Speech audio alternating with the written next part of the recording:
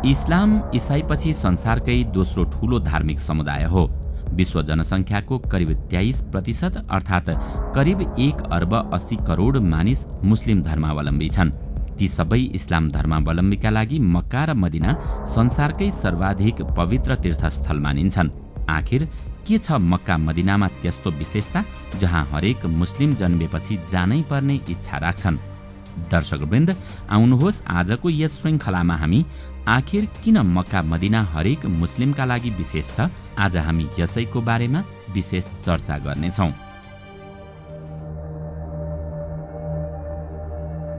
मुस्लिम समुदायमा मक्काको तीर्थयात्रा गर्नुलाई हज भनिन्छ।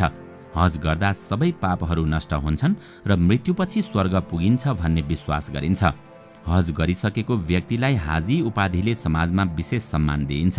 हाजीहरू धर्म र न्यायका प्रतीक मानिन्छन्। यिनीहरूले झुठो बोल्दैनन्, गलत काम गर्दैनन् भन्ने विश्वास गरिन्छ। इस्लाम धर्मको सुरुवात ईस्वी सम्वतको 7औं शताब्दीमा भएको थियो।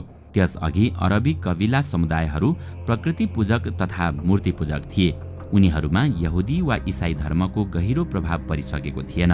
उनीहरू ससाना स्थानीय राज्य र समुदायमा बाँडिएका थिए। उनीहरूको एकीकृत राज्य, भाषा, धर्म र संस्कृति निर्माण भइसकेको थिएन। पैगम्बर हजरत मोहम्मद दर्जनौं ससाना वंश तथा गोत्रमा टुक्रिएको अरबी कबिला समाजलाई जोडेर एक नयाँ धर्म, सभ्यता र विश्व संस्कृति निर्माण गर्न चाहन्थे। उनी अरब विश्वमा एकीकृत धार्मिक सांस्कृतिक जीवन पद्धतिसँगै शक्तिशाली राज्य अर्थात् अरब साम्राज्यको समेत कल्पना गर्दथे। इस्लामलाई उनले यो लक्ष्य प्राप्तिको अभियान र वैचारिक आधार बनाए। इस्लाम केवल धार्मिक आध्यात्मिक अभियान मात्र थिएन, सँगसँगै एक नयाँ सामाजिक र राजनीतिक सङ्घर्षको समष्टिगत अभिव्यक्ति थियो। इस्लामको उत्पत्ति र विस्तारका क्रममा बारम्बार ठूला र भीषण सैन्य सङ्घर्ष समेत भएका थिए। मोहम्मदको जन्म सन् 570 मा मक्कामा भएको थियो। बाल्यकालमा उनको पारिवारिक नाम मोहम्मद इब्न अब्दुल्लाह थियो। उनका पिता अब्दुल्ला मुतल्लिब उनी जन्मिनुभन्दा अगाडि नै र आमा अमिना उनी 6 वर्षको हुँदा बितेकी थिइन्। टुहुरा मोहम्मद हजुरबा र काकाको देखभालमा हुर्किएका थिए। सन् 613 पछि मोहम्मदले आफूलाई अल्लाहले मानिसका लागि बाँड्न सन्देश दिएको भन्दै समाजमा धार्मिक तथा आध्यात्मिक प्रवचन गर्न थाले। उनी भन्थे, भगवान एउटै छ, त्यो निराकार छ। भगवानले उनलाई दूत बनाएको छ। भगवानको तर्फबाट उनी केही सन्देश समाजलाई सुनाउँदैछन्। प्रारम्भमा पैगम्बर मोहम्मदका विचारमा विश्वास गर्ने मानिस थोरै थिए।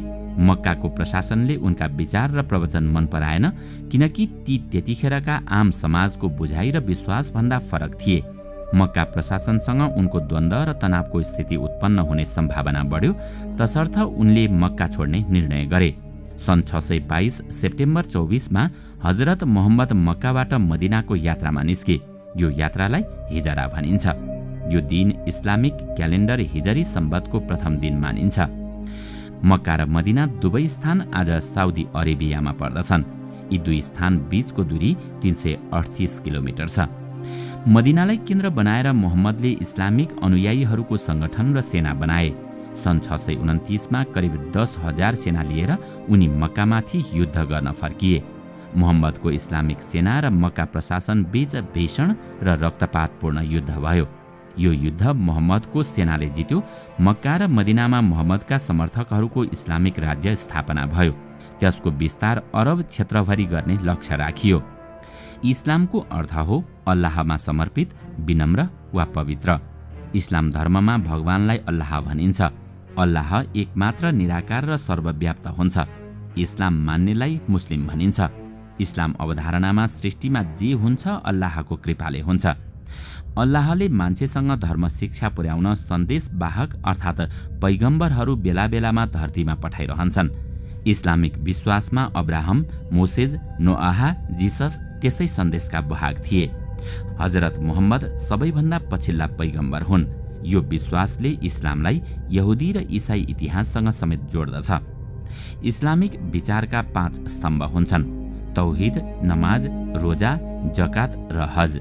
तौहिद अल्लाह एक छ, अल्लाह बाहेक अर्को कुनै सत्ता छैन भन्ने विश्वास हो। नमाजको अर्थ हो दैनिक प्रार्थना, रोजाको अर्थ हो व्रत, जकात भनेको दान हो र हजको मतलब तीर्थयात्रा गर्नु। मक्काबाट पलायन भएका हजरत मोहम्मदको विचारले मदिनामा भने प्रारम्भदेखि नै समर्थन पाएको थियो। मदिनाका प्रतिष्ठित परिवार र कबिला उनको अभियानमा जोडिँदै गए। यसरी मदिना इस्लामको पहिलो राजधानी बन्न पुगेको थियो। मदिनाबाट शक्तिशाली भएपछि उनी आफ्नो जन्मनगर मक्का फर्किए र त्यस सहरको कब्जा गरे। यसरी मक्का र मदिना इस्लाम विचारधाराको जग र अरबी साम्राज्यको आधारशिला बन्न पुग्यो। इस्लामिक शिक्षाका मुख्य 3 ग्रन्थहरू छन्, कुरान, हदिस र शरिया। कुरान मूल ग्रन्थ हो। यसमा इस्लामिक मान्यताका मुख्य अवधारणा र दृष्टिकोण हुन्छन्। हदिस पैगम्बर मोहम्मदका प्रवचन, टीका, विमर्श, संकथन र भाष्यको संग्रह हो। शरिया इस्लामिक कानुन हो। सन् 632 मा हजरत मोहम्मदको मृत्युपछि इस्लामिक आन्दोलनमा नयाँ सङ्कट पैदा भयो। हजरत मोहम्मदले उत्तराधिकारीको कुनै नियम बसालेका थिएनन्। उनको मृत्युसँगै मदिनाको सत्ता हस्तान्तरण प्रक्रियामा जटिलता सृजना भयो। अन्ततः उनका अनुयायीहरूले खिलाफतको परम्परा प्रारम्भ गरे। खिलाफत एक परिषद जस्तो थियो। त्यसले सरसल्लाहबाट उत्तराधिकारी चयन गर्दथ्यो। मोहम्मदको शिक्षा र परम्परा, आध्यात्मिक तथा प्रशासनिक नेतृत्व एउटै हुन्थ्यो। त्यसलाई खलिफा भनिन्थ्यो। मदिनाको पहिलो खलिफा अबू बकर बने। उनी करिब 2 वर्ष अरबी साम्राज्यको खलिफा रहे। उनले आफ्नो शासनकालमा बाइजेन्टिन र सासानी साम्राज्यलाई अरबी साम्राज्यमा गाभे।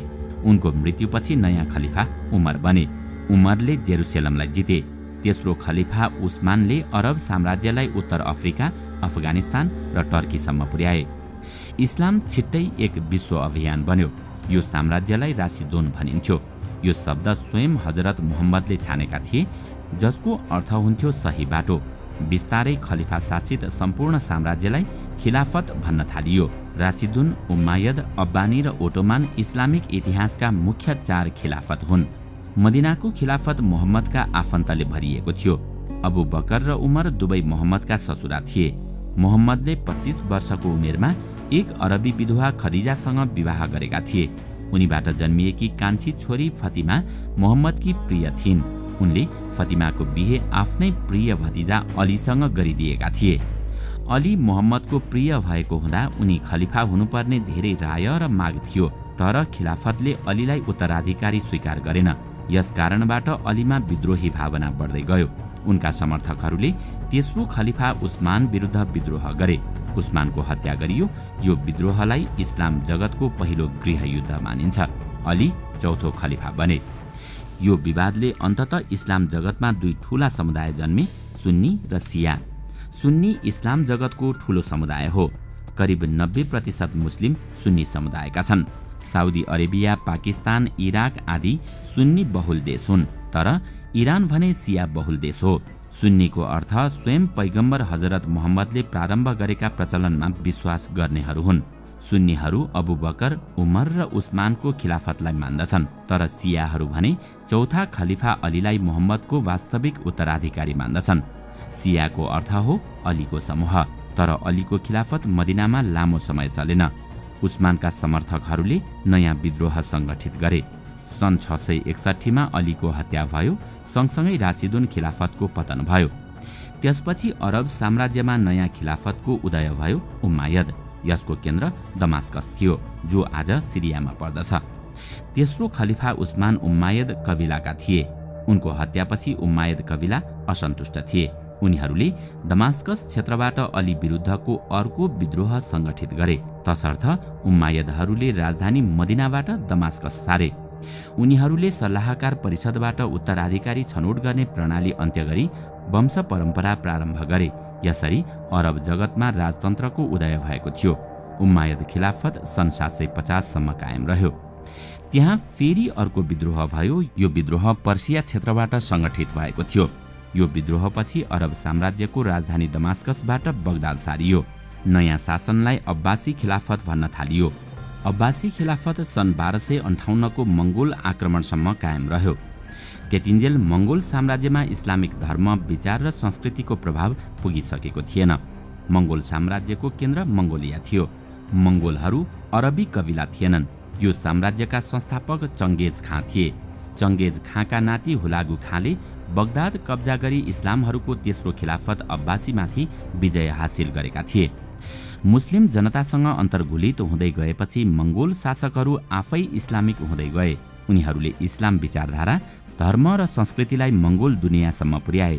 यो अरब साम्राज्यको पतन र इस्लामिक अभियान कमजोर भएको युग थियो। मङ्गोल मूलका मुसलमानहरूलाई पछि मुगल भन्न थालियो। भारतमा मुगल साम्राज्य र शासनको स्थापना गर्ने बाबर यही वंशका थिए। मध्यकालमा इस्तानबुललाई केन्द्र बनाएर अर्को खिलाफतको उदय भयो, ओटोमन खिलाफत। सन् 1517मा ओटोमन वंशका इस्लामिक योद्धा सलिम प्रथमले कायरो कब्जा गरे। उनी इस्लामप्रति आस्था राख्थे, इस्लामिक खिलाफतको परम्परा पुनर्स्थापित गर्न चाहन्थे। मङ्गोलहरूको विजयपछि पनि अब्बासी खलिफा चयन गर्ने श्रृङ्गारिक परम्परा कायम थियो। उनीहरू मामलुक सुल्तानियतको शरणमा कायरोमा बस्थे। सलिम प्रथमले श्रृङ्गारिक अब्बासी खलिफा अल मुतावाकीबाट उत्तराधिकार लिएका थिए। उत्तराधिकार हस्तान्तरण समारोहमा मक्का मदिनाको संरक्षण गर्ने शपथ गरेका थिए। यसरी बगदाद पतनको करिब 250 वर्षपछि फेरि चौथो इस्लामिक खिलाफत अस्तित्वमा आयो। ओटोमन खिलाफत मध्यपूर्वदेखि पश्चिम एसियासम्म फैलिएको थियो। यो खिलाफत सन् 1917सम्म करिब 400 वर्ष कायम रह्यो। सन् 1924मा तुर्क जर्नेल मुस्तफा कमाल पासाले ओटोमन वंशका 37औं उत्तराधिकारी अब्दुल मजिद दोस्रोको खलिफा पद खोसिदिए। यो घटनासँगै खिलाफत प्रणालीको अन्त्य भयो र अरब जगतमा आधुनिक राज्यहरू उदय भयो। हजरत मुहम्मदको उत्तराधिकार मानिएका चारवटै खिलाफत राशिदुन, उमायद, अब्बासी र उस्मानी खिलाफतको शासन इस्लाम विचारधारामा आधारित थियो। तिनको शासन प्रशासन खलिफा मार्फत शरिया कानुन अनुसार चल्दथ्यो। समयक्रममा इस्लाम अरब जगतमा मात्र सीमित रहेन। यो अफ्रिकादेखि मङ्गोलियासम्म, ककेसियादेखि इन्डोनेसियासम्म फैलियो। अफ्रिकन निग्रो, मङ्गोल र ककेसियन आर्यले समेत इस्लाम धर्म ग्रहण गरे। तुर्कमेनिस्तानबाट सिन्ध हुँदै इस्लामको एक हाँगा मुगलहरू भारत आएर दक्षिण एसियामा लामो समय शासन गरे। दक्षिण एसियामा अफगानिस्तान, पाकिस्तान, मालदिव्स, बङ्गलादेश जस्ता इस्लामिक राज्य बने। भारतमा करिब 14% मुस्लिम जनसङ्ख्या छ, जुन इन्डोनेसिया पछिको दोस्रो ठूलो मुस्लिम जनसङ्ख्या हो। यसरी संसारभरि इस्लाम विचार, धर्म र संस्कृति फैलियो, तर यी सबैले मक्का र मदिनालाई आफ्नो सभ्यताको प्रारम्भ स्थल मान्दछन्।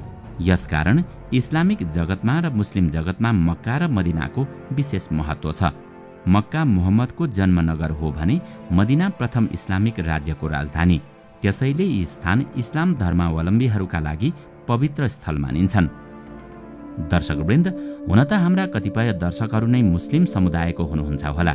हामीले मुस्लिम धर्म र मक्का मदिनाको विशेषता बताइरहँदा हामीले केही विशेष कुरा भन्न छुटाएको पनि हुन सक्छ। कृपया त्यस्ता विशेष कुराहरू हामीलाई कमेन्टमा अवश्य बताउनुहोला। साथै आजको श्रृङ्खला तपाईँलाई राम्रो लाग्यो भने लाइक तथा सेयर गरी हाम्रो च्यानललाई सब्स्क्राइब गर्न नभुल्नुहोला र साथमा रहेको बेल आइकन पनि थिच्नुहोस्, ताकि हामीले अपलोड गर्ने नयाँ भिडियोको जानकारी सबैभन्दा पहिला तपाईँलाई प्राप्त होस्।